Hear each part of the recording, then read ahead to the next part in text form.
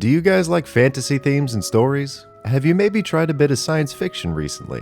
Might I offer for consideration Dune, a renowned fiction from '65 that combines both themes? Why not listen to the entire story for free by giving today's sponsor, Audible, a chance? They let me essentially buy a book for you, so if you go to audible.com/runesmith or text runesmith to 500-500, you get the book forever, and a free trial for 30 days. If you somehow didn't know already, Audible is a massive library of audiobooks, from self-help to fantasy, all for you to explore whenever you like. The nice thing about audiobooks is that they allow you a bit of multitasking, like improving your art skill while a story gets told to you by some talented voiceover. As always, I suggest checking it out if you're interested and enjoy the goodies I mentioned and some of their own originals by going to audible.com/runesmith. Or if you still text for some reason, send my name to 500-500 to get started. Alright, here's a mountain of a video I made for myself. Enjoy my take on heists and how I'd handle one. Video games have really f***ed up our understanding of tension and consequences with good old save points. And if you've played games like Hitman, Sly Cooper, Dishonored, or Splinter Cell, you also learned the lie that you can fuck up a little bit in a stealth situation and still be fine if you just wait it out, because AI is very hard to program. But in reality and in D&D, stealth and horror are very, very close to each other, with the addition of a bit of fast-paced puzzle solving. If one person so much as sees you and is able to think about it, your entire mission is instantly in jeopardy if you don't act quick. Like, what are you gonna do? Kill the witness? Good luck getting away with actual murder in a patrolled area. Are you gonna bribe them? I wouldn't rely on hoping that they're that type of person. And do you think that a disguise will really work? Let me ask you a question about your job. Odds are you hate 9 out of every 10 of them and know the other ones pretty personally. There's no way in hell that you don't know who you're working with. So yeah, shit's pretty complicated, but I'd like to line up some standard rules to build tension and then kind of play it out. One rule I like is that in situations like this, the players should be low level. This adds free tension, as each guard can trap or kill you in a couple of hits, and everything should be taken seriously.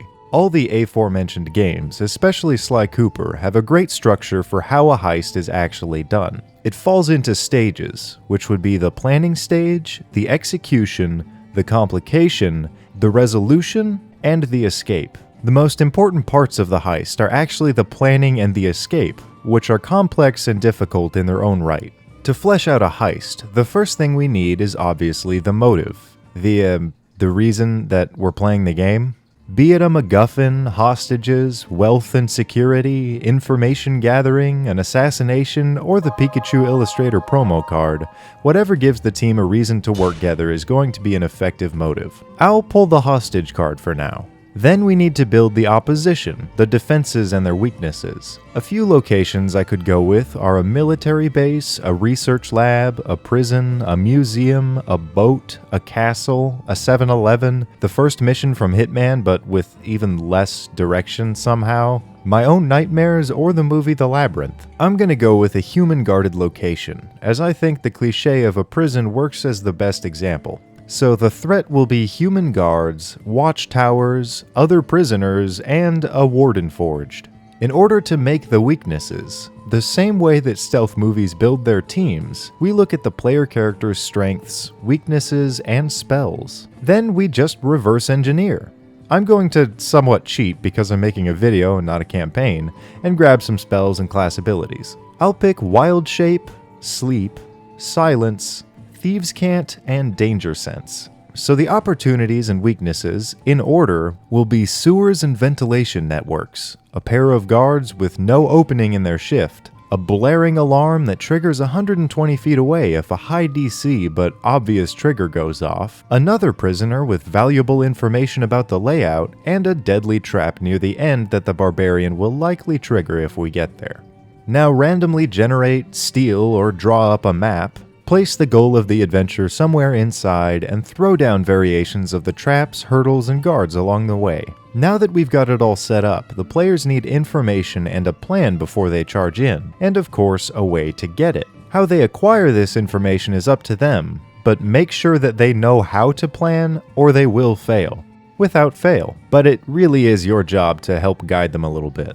They need to gather info to piece together a plan, and the most often way to go about this is either by scouting, visiting, or observing the location. I'd say one of the most important rules in D&D is that you should mix narrative elements with a small degree of realism, but never go fully in either direction. A real prison heist is next to impossible, and one slip-up is inevitably failure. So I'll put the floor plan in the pocket of the Warden Forged and have him meeting a guest at the entrance during the scouting phase. Within earshot, the players hear them talk about funding, problems with the sewers, and begin to talk about reusing older wings before leaving the range of observation. Doing a full sweep of the area can reveal things like entry points, structural weaknesses, the amount of guards, dangers like watchtowers, and lockdown defenses. Then you let the players set up a plan, have them present it to you, and place your first complication on top of their first assumption. If they don't have all the facts, the one fact that they don't have is going to cause them problems. Hello, you beautiful and valued viewer. I have a confession to make. The next half of the video proved way too difficult for me to edit, and a lot of the visuals that I wanted to make for the story never got to where I wanted them. So I won't be doing little animations or green screen explosions. I'm gonna try something else. Instead of aiding the narration, I'll be describing what happens in a more abstract way, so you can get some help with your campaign instead of watching some visual spectacle. Now it's time to run it. I'll make my players pretty smart, but throw a couple wrenches into their gears. First, they face a wall.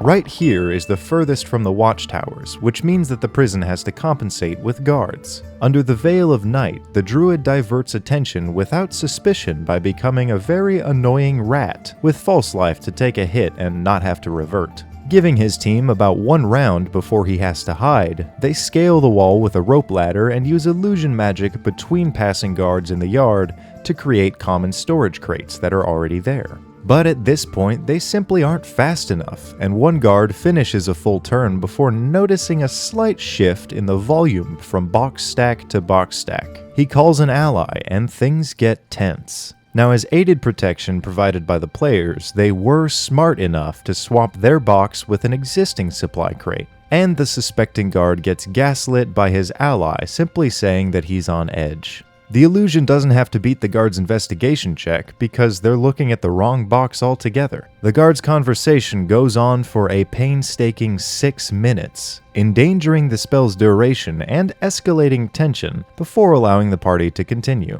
The druid is already waiting by the wall, who then wild shapes and begins molding the earth to get under the building, while the rogue picks the keyring from a guard and swaps it with a useless ring of fake keys. With druid craft to grow grass on the upturned soil above them, the sorcerer casts silence in the area so that the barbarian can break down the wall and allow everyone into the aforementioned unused wing. Here, they're caught by surprise when they find the warden's guest inspecting the area for reuse. The sleep spell is cast but fails, so the barbarian charges and hurls the guest into our little silence area so the team can incapacitate him, finding a full floor map and a list of inmates in each block. This is good, but it shortens their time frame. In a little under 10 minutes, a missing person will be searched for, which also thins out the external guard patrol. The plan to put guards asleep and unlock the cell is now out the window. The clock is ticking and thinking on their feet begins. The sorcerer goes for a diversion, disguising himself to resemble a prisoner he saw during recon and going for the completely confused and docile route of, "Oh shit, why am I out of my cell? I think my cellmate escaped." The diversion works once they reach the cell block, but the prisoner that the sorcerer saw is normally wildly aggressive, and he's put into trouble for making assumptions. The rogue cunning action rushes to the cell, cycling through keys all alone, hoping that the sorcerer can handle himself. But the moment that he's shoved to the ground, his illusion fails, and one guard rushes for the alarm. They're fucked, and the sorcerer might die. Finally unlocking the cell, the rogue uses Thieves' Cant to convince the target's cellmate to take the keyring and cause chaos. The barbarian rushes out of cover as the alarm begins to sound, but the target is in their custody, and the final phase starts: running away. The keys get divided by the prisoners, which allows them to free more and more cellmates, causing guards to come flooding in as the barbarian barely saves the sorcerer, and everybody books it back to the empty cell block. Due to its age, the barbarian is able to collapse a part of the wall and slow down the incoming war, and they reach the hollow in the busted wall. Just before they collapse the exit above them, the barbarian's danger sense is triggered. Something above them isn't right.